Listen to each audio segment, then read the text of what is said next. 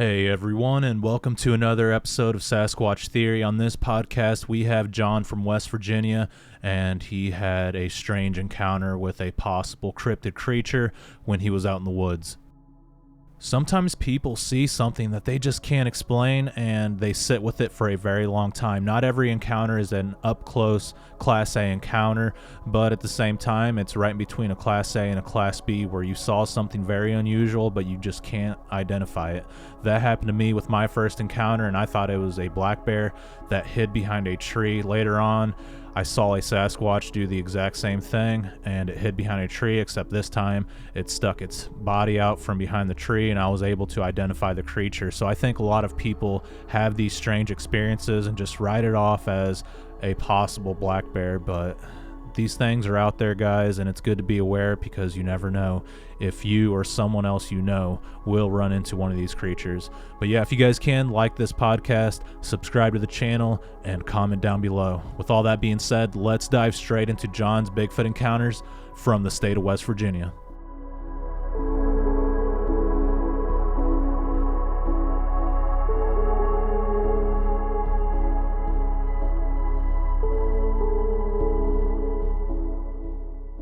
John, welcome to Sasquatch Theory. How are you doing today?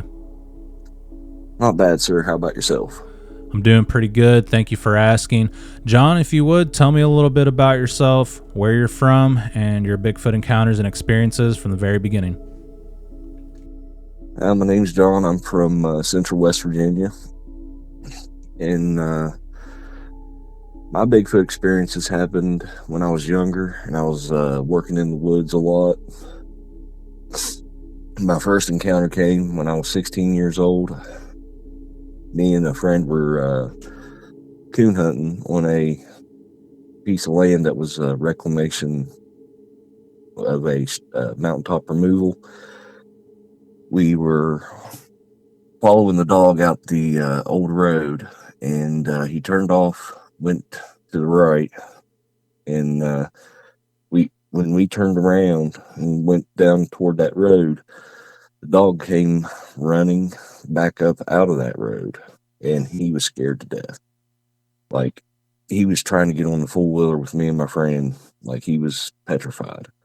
So, out of curiosity, me and my friend, we go take the four-wheeler and we drive down that road.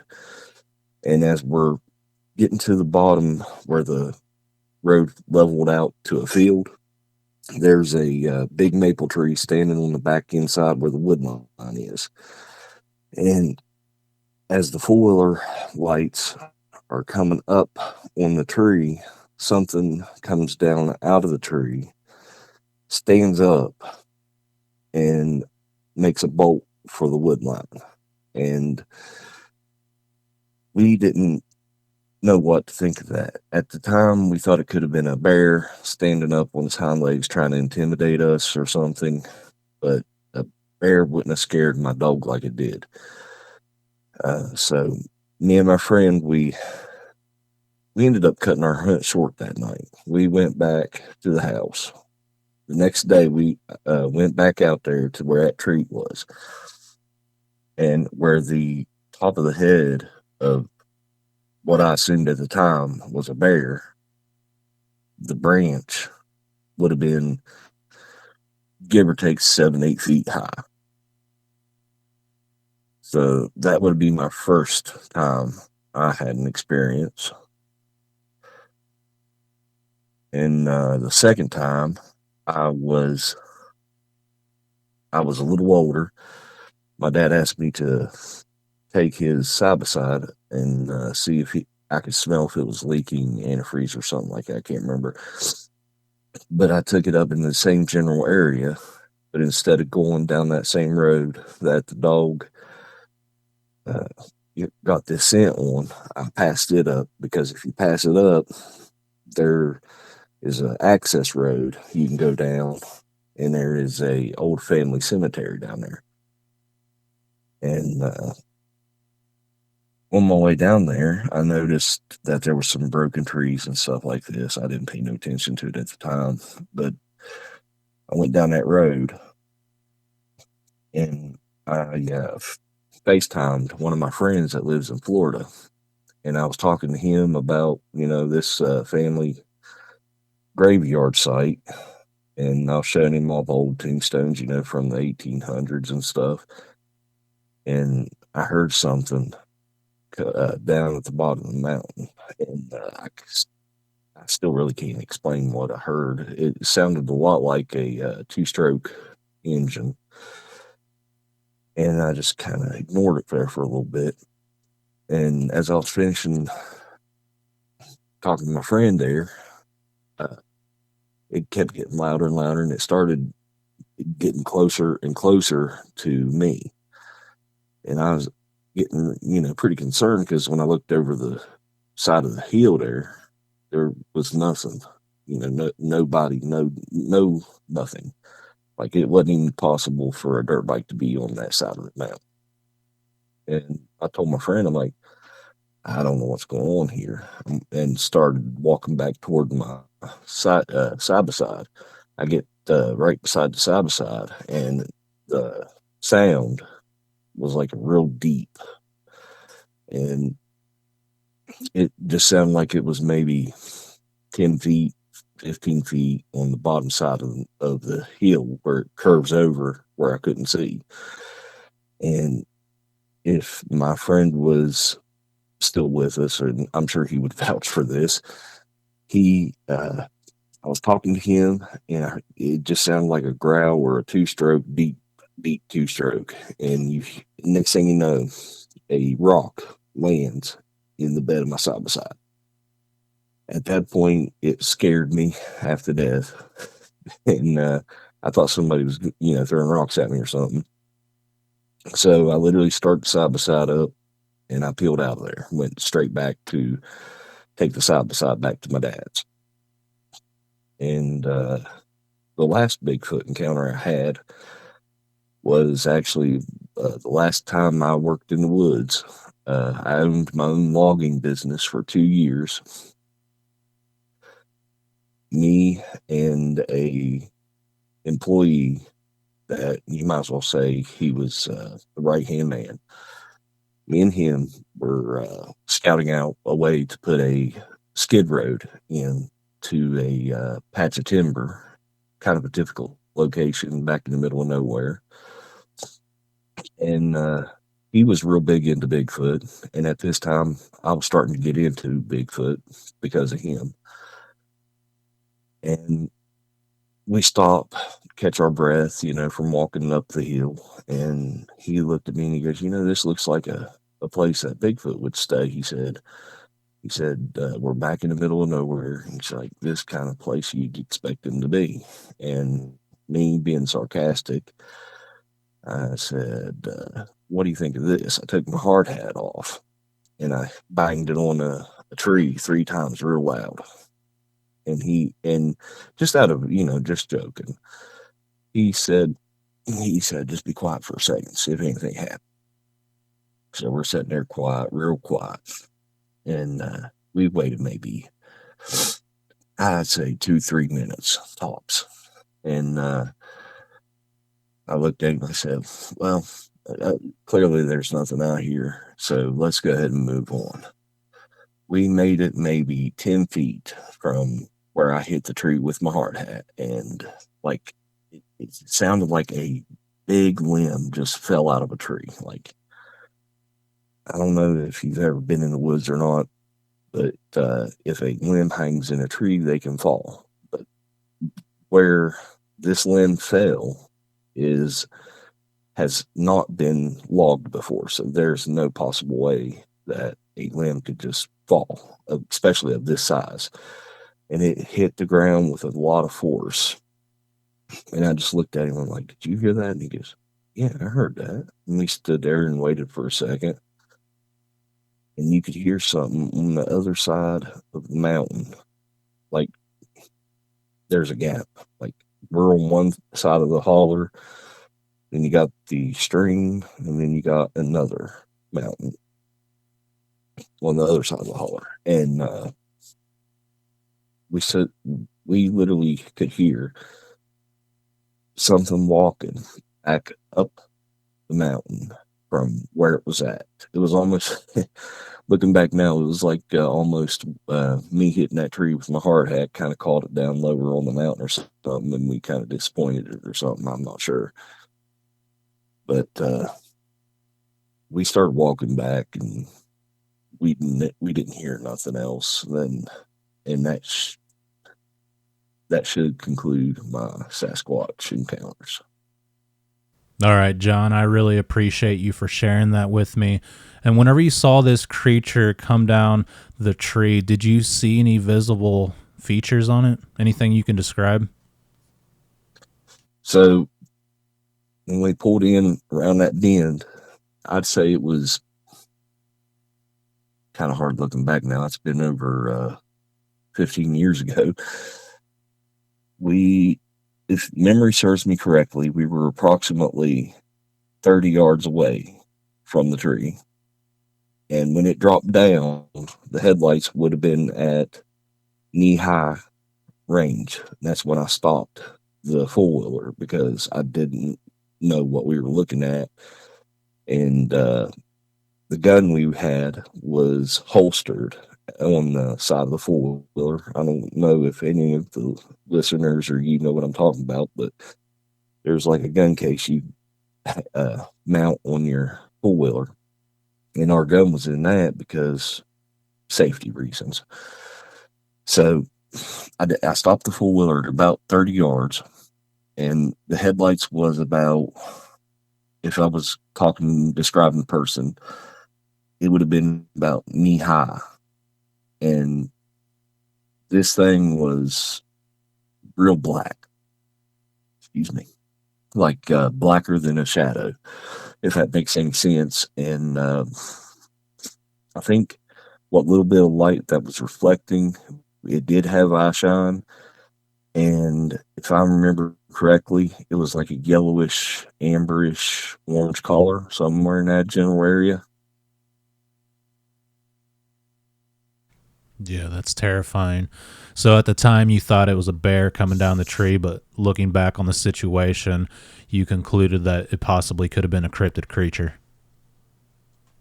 Correct, sir. Like when this thing came out of the tree, it was, I know this is going to sound silly, but when this thing came out of the tree, it kind of like fell down like as if on all fours. And like when a bear tries to intimidate you, it'll stand up on its hind legs. That's what I thought it was at the time. But when this thing fell down out of the tree, it literally stood up like you or I would.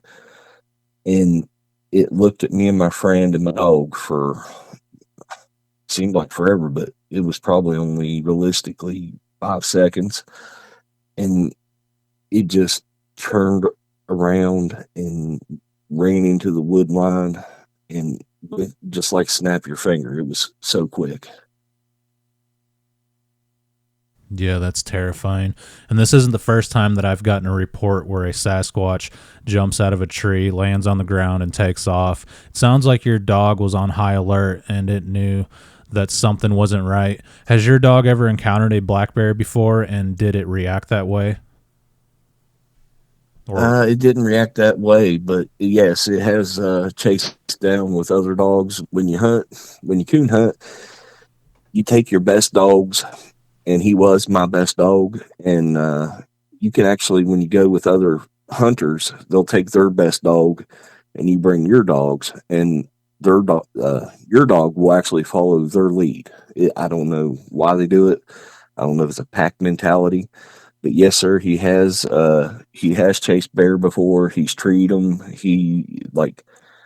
Nothing has scared this dog like that. Like, I have never seen so much fear in this dog's eyes when he was trying to climb up on the four-wheeler. Like, he got back to the four-wheeler, his tail was tucked between his legs. He was begging to get back up on the four-wheeler. He was a Tennessee Walker. Yeah, that does sound like a Bigfoot creature. I've heard of people letting their dogs like chase animals such as mountain lions, and they show no fear. And they say when they run into these creatures, even the alpha dog will back down and refuses to chase. Right. Have you seen those videos where those mostly white with black splotches on them and a little bit of brown. Those kind of hound dogs. Mm-hmm. Yeah. All right. Those are the kind of breed that my dog was, Tennessee Walker. Yeah. So it probably was a cryptid creature, and that's freaky because typically a bear doesn't run on its hind legs, and when they do, it's very awkward. Yeah, like I have seen a bear. I've done a lot of fishing, hunting in my lifetime. I'm 35 years old, and I've seen bear raise up on their hind legs, trying to see what you are, get a better view of you, intimidate you, whatever. And when a bear also tries to intimidate a human, they'll chatter their teeth, like they'll click their teeth together. And this thing didn't do that. And when a bear does turn around, if it's on its hind legs, it's comical. Like they waddle like a penguin almost. And this thing didn't waddle. It didn't do nothing like that. It was almost like watching a soldier do a pivot. Like it was so smooth and fluid. And when it took off, it was gone. Yeah, that's terrifying. And even like a black bear, you don't want to mess with one of those things. Here in Missouri, they get pretty big. I've never seen a black bear in Missouri, but they're around here, and I've seen trail cam photos, and they're giant. They look like Canadian black bears, but you don't want to get attacked by one of them because if they're hungry, they'll eat you alive, and it's a scary thought.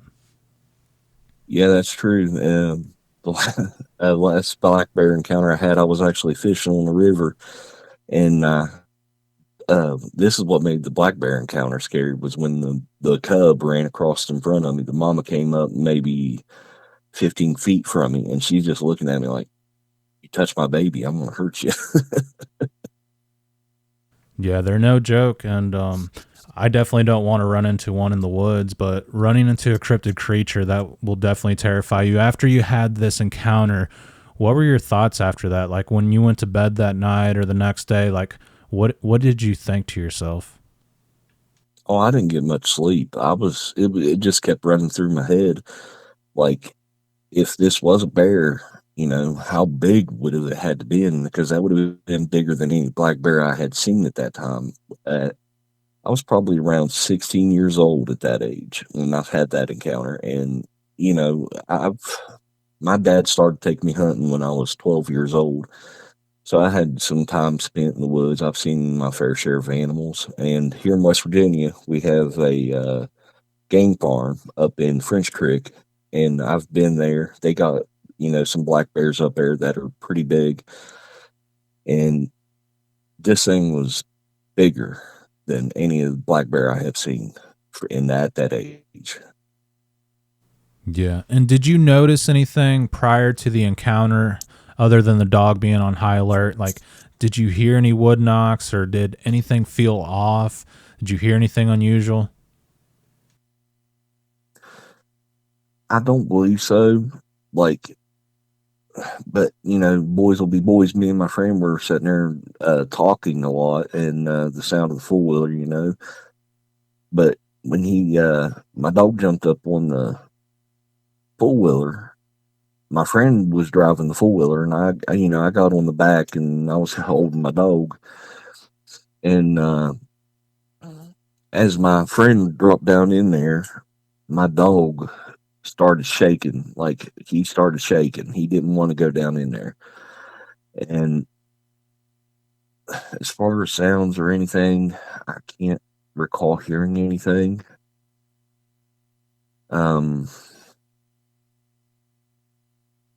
Did you smell Yeah, anything? Did anything smell off after that creature jumped out of the tree?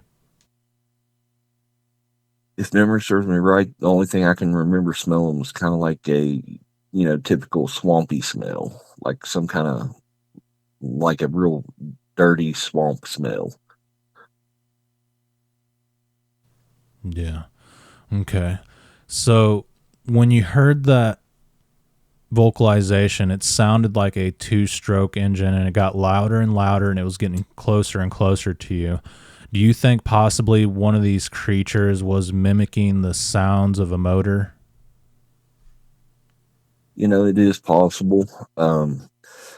So when it first started, it like I know two strokes real well. I've rode my fair share of two stroke dirt bikes and stuff in my life.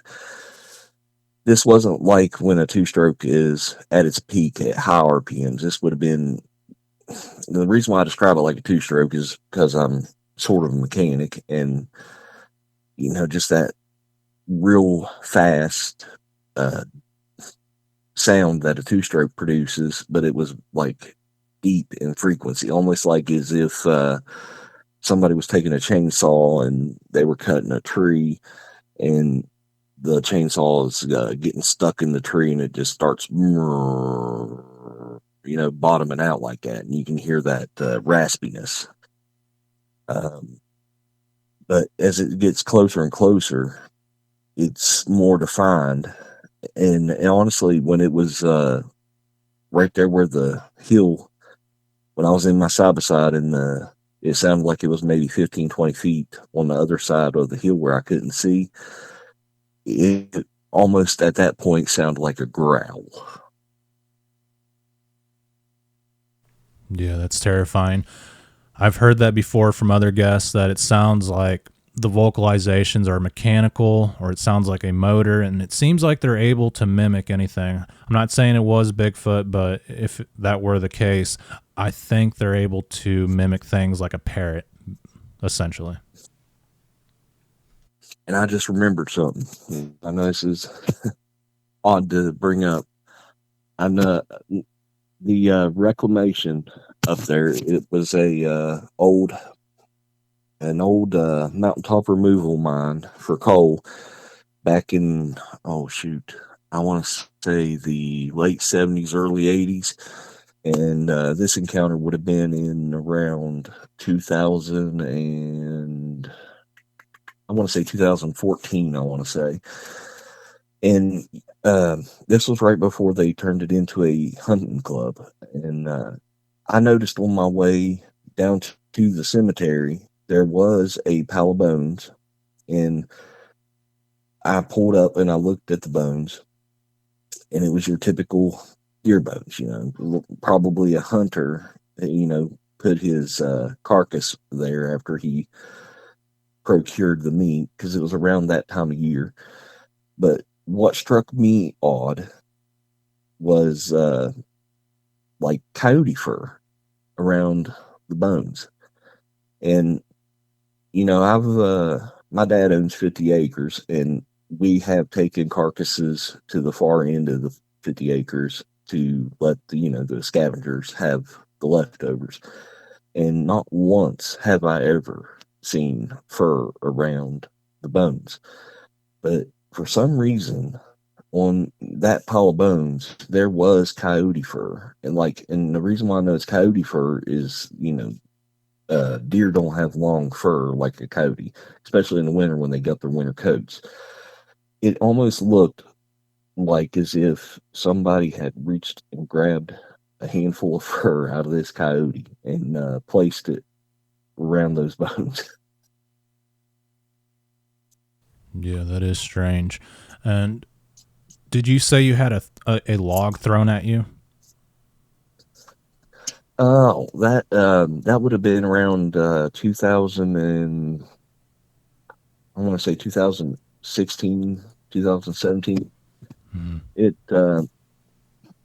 So what happened was we stopped because we had just walked up a steep incline from trying to see where we could put a skid road in with the dozer, and just at the time, jokingly, I took my hard hat off and I knocked on a tree, bam, bam, bam, with my hard hat. And it did echo pretty good through the woods. And we didn't hear nothing come back to us. So we just started walking. And on the other, we were on one mountain, then you had a little holler, which had a small stream running through it, and then another mountain on the other side of it. And we heard like this big limb just bam slam down on the ground. It was loud. it was loud enough that it overpowered me and him talking and us walking on dry leaves and stuff. Like, it was loud. Yeah, they didn't want you in the area. It sounds like they wanted you guys out. It is typical. These things will throw logs and rocks, and you said you had a rock land in the side by side. I don't know what else could do that other than a Sasquatch or something with hands. Right. And at the time of that happening, the only way to get to that cemetery was the access road that I went down with the side by side. Like, it's it's an old, like, 1800 cemetery that, the families still try to keep up with, but there was no, like, when before I went to the side by side, I looked down over the hill and I did not see anything. That's kind of what spooked me. I didn't see somebody down there with a chainsaw. I didn't see somebody trying to access you know, the, I don't know how to describe it, like the holler. I didn't see nobody trying to drive up the holler with a dirt bike or anything like that. And like I said, the mountain was too steep to actually try to ride any kind of machine up through there unless it's like a bulldozer or something. Yeah, absolutely. And after these experiences, did it make you think about anything you've ran into in the past that could have been Bigfoot? Hmm. Like, Well, have you watched these podcasts and maybe heard something that made you think back on a moment that was unusual and you never had an explanation for? I mean, that's pretty much what you described too. You know, you had these experiences and you probably heard other people talk about it in podcasts or shows about Bigfoot and made you wonder, like, man, was that possibly Bigfoot? well, there's two things that come to my mind right now, and one of them is, what if that two-stroke sound that I heard was just my misinterpretation of maybe the samurai chatter or something like that? And the second thing comes to my mind is, what if this time I was deer hunting? I had a bow. I was walking down an old logging road, and I'm watching down the holler. I'm watching up the holler. I don't, I'm watching for deer. I'm being very observant. And I get to this straightaway part of the logging road, and I get maybe, I'd say at least 20 feet from a certain spot, and something throws up a bunch of leaves, and there's nothing around when I look. Like, there's nothing to be seen. And the reason why I know it wasn't like a grouse or something like that is because if you jump a grouse and it takes off flying, you're going to hear that sound of the wings beating. Any other bird, you're going to hear the wings flapping, especially in the woods when it's real quiet. And I have never seen a squirrel or anything like that kick leaves up in the air that high. Like, the leaves were probably going up in the air, probably 10 feet up in the air. That's how high these leaves got kicked up. Yeah, that's creepy to think about. I interviewed a guy named Jimmy from the Daniel Boone National Forest, and he went to the land between the lakes, and he said there was something walking, and it was like invisible, and as it walked, like, you can see the leaves being kicked up, and it makes you wonder if there's something strange going on. Do you think, like, possibly it could have been something paranormal or like cloaking?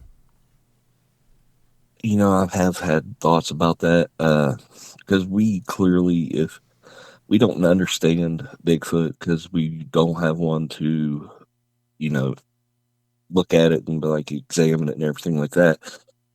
Um, I have heard people say that they do, like, just disappear, and that's just like the one that I saw.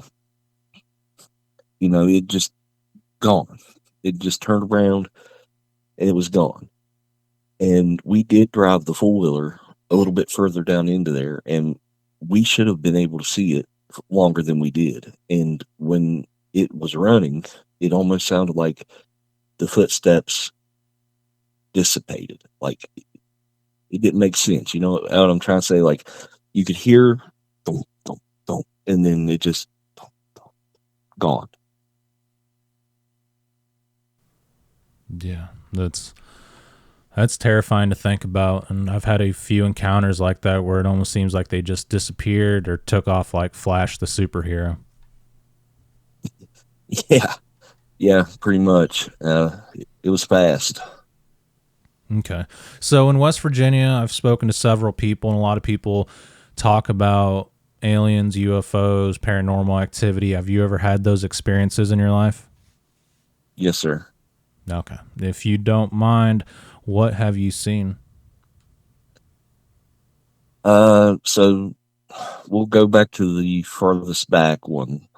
Me, like I said, I live in central West Virginia. It's kind of like southern central West Virginia, down close to the bottom of the state there.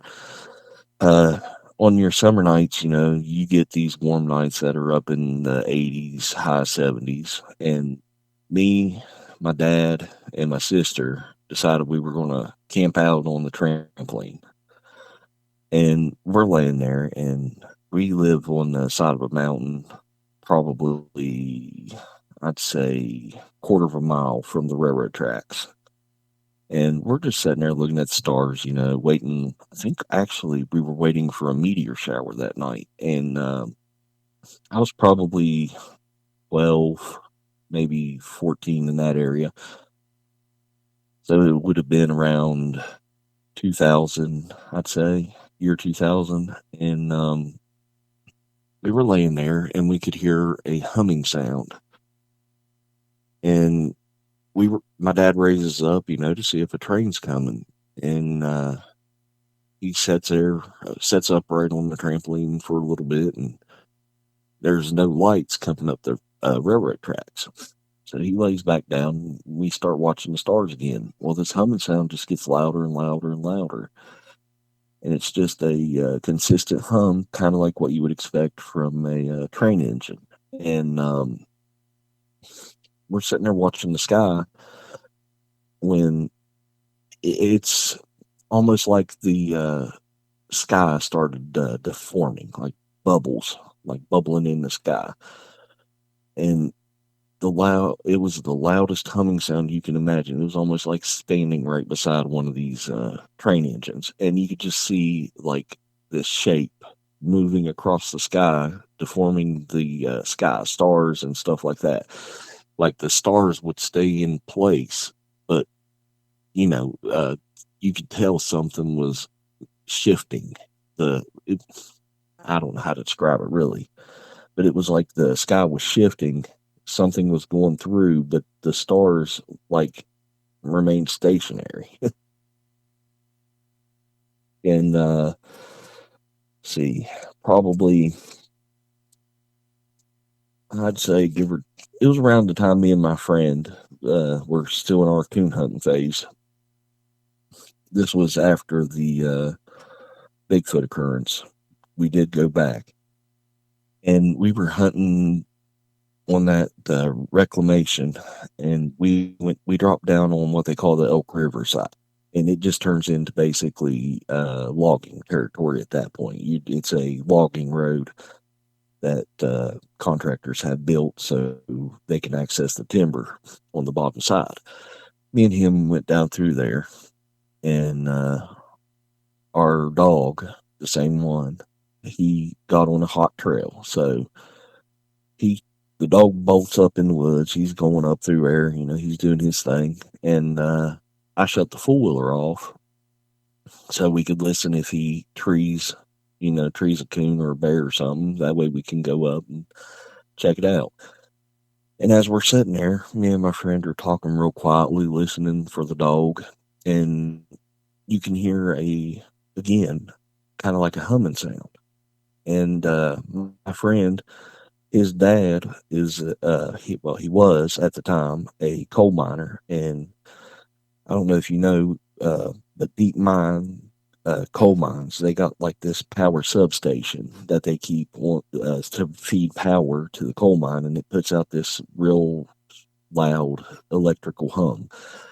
And I asked my friend, I said, are we near any coal mines? He said, no. He's like, there's no coal mines on this side of the mountain. He said, the closest coal mine's about 12 miles that way. And he points, I can't remember what direction. I think it was like southwest.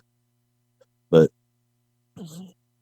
at the time, I had a 1 million candle watt. Well, at the time, they were called candle watts. In lumens, I'd probably say 1,500 power lumen. Plug-in spotlight. So I plugged it into the four-wheeler's charging port, and I shined it around, looking around in the woods for the dog.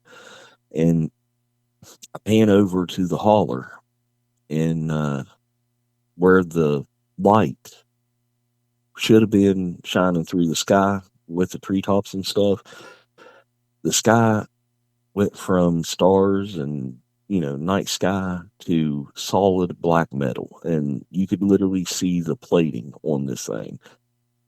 And I kind of scoped it out, and you could take the flashlight, and wherever the flashlight hit it, the sky turned into black metal, and you could actually follow it from one side of this thing to the other side.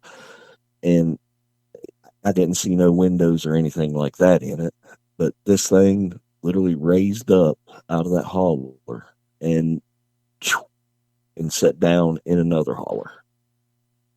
And that would be that.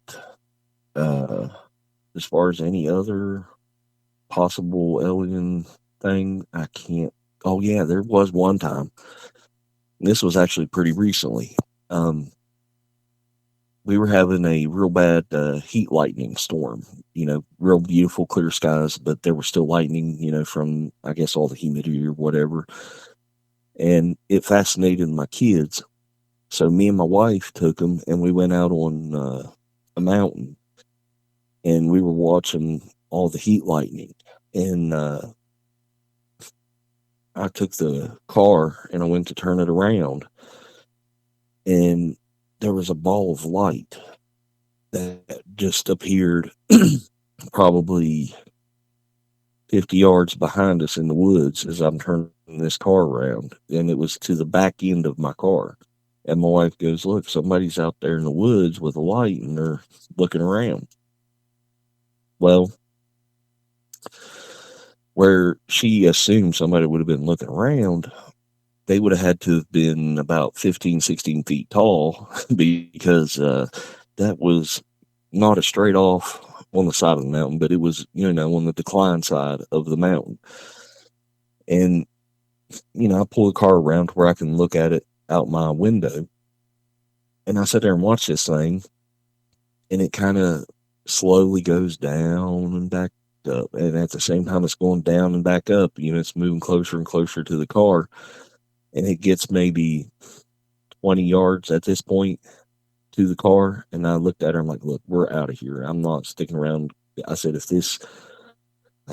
worst case scenario, this is ball lightning and it's being attracted to the car. I don't want to get, I don't want it to fry our electrical system in the car and us be stuck up here on top of this mountain. But as far as alien encounters, that's what I have for those. Okay, I appreciate you for sharing that with me. And it sounds like you've had a lot of activity throughout your life. Do you feel like the alien encounters are connected with the cryptid activity possibly? I really can't say because I really don't know. I do know they do test a lot of government stuff here in West Virginia around where I live. For example, I was working in the woods one day, and they flew some jets just right over top of the tree line, and literally I got hit with the sonic boom from one of those jets. They do test flights and stuff like that. I can't in good faith place those encounters with Sasquatch, but I have heard from your previous podcast, people seeing those ball lights with encounters of Bigfoot and stuff like that. If I would have stuck around, could have it been a Bigfoot or something related. I don't know. At the time, I had my kids in the car and my wife, so I didn't want to stick around in case it was, ball lightning or something like that. Yeah, absolutely. The orbs are certainly connected with Sasquatch and cryptid activity, but as far as the UFOs and aliens, I have no idea. I'm just kind of poking around trying to see if anyone believes it or possibly has an encounter that's connected. But I personally haven't taken any reports where like a Sasquatch comes out of a UFO, but who knows? Maybe it's possible. Earlier, you mentioned something about cloaking. I got a pretty good story to tell you. Now, this is obviously secondhand story from my grandfather. He told me, now this is back in the day, my grandpa is 80, 86, 87 years old now, and he told me that when his dad was walking from the coal mine back home one night, they had a shack out in the middle of the woods, and a lot of the coal miners walked this path, and that shack was, in case the weather got bad or something, the miners could stop and rest for the night, or just, take a break or rest and get the energy to make it back home. My grandpa told me that he was walking out the ridge and he could hear somebody walking behind him in the snow. And he said his dad stopped and said, "Hey, if you want to, you can come up here and walk with me and we'll talk and stuff like that." He said every time he would stop, though, whatever was behind him would stop. And nobody would ever call out to him or answer him. And he would continue, walking. And he said his dad did this maybe 3 times, stopped and asked if they wanted to walk with him and stuff like that. And he said he finally gave up on it, and he was nearing that shack. So he said his dad steps into that shack, and he could see footprints just keep going by the shack in the snow. Like he said, he could see where somebody was walking in the snow. Yeah, that's terrifying, and I definitely believe that. Okay. Well, it sounds like you've had quite a few encounters and experiences, and I can certainly see why you contacted me, and I do feel like it was important to do so. So I really appreciate you, John, for sharing your encounters from West Virginia with me. And yeah, it was exciting hearing about these experiences, and I feel like you're going to have more activity in the future. Sounds like you're a hunter, you're an outdoorsman, so definitely keep your eyes peeled and your head on a swivel when you're out there. Oh yeah, and if I encounter anything this summer when I do, me and my buddy, we're still friends. The coon hunting buddy, we're still friends to this day. And me and him have a big camping trip planned. And if anything happens, I'll let you know. We're going camping is actually I think it was your podcast. I listened to a Bigfoot encounter. Does Camden on Golly sound familiar? Maybe Rock House Campgrounds. Mm-hmm. Yeah.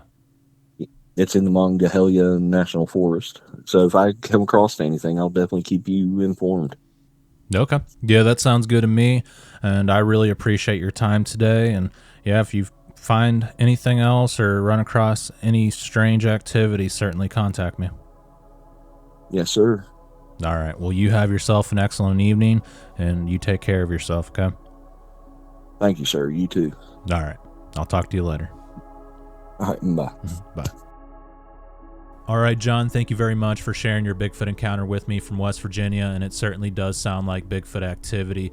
It sounds like this creature was trying to hide up in a tree, and when the dogs came by, it jumped down and got away. But yeah, I don't think it was a bear on 2 legs because, like you said, it's a very awkward movement and it almost looks like a penguin. But these things are very fluent and they can move through the woods with ease, especially on 2 feet. But I do believe these creatures are on all 4s most of the time, and when they get older, they stand up on 2 feet. But I don't really know that for sure, but that's just according to my experiences and the theories that I've gathered throughout time. West Virginia certainly sounds like an excellent place to experience Bigfoot activity. There are huge forests there, and it's really hard to navigate with the terrain because everything is like steep hills and mountains. So these things could easily get away from people, and they definitely have us outclassed. I appreciate everyone for listening today. If you guys can, like the video, subscribe to the channel, comment down below, and hit the bell notification. If you guys want, you can donate to the channel. I'm trying to save up for a new thermal drone to conduct better research in the field. So if you guys can, donate through the thanks button, through PayPal, or purchase some merchandise. PayPal seems to be the best place to donate because YouTube likes to take a big portion of the donations, and the t-shirts just don't really make too much money, and not very many people are ordering nowadays. So yeah, thank you guys so much, and until the next one, be safe and watch your back when you're in the forest.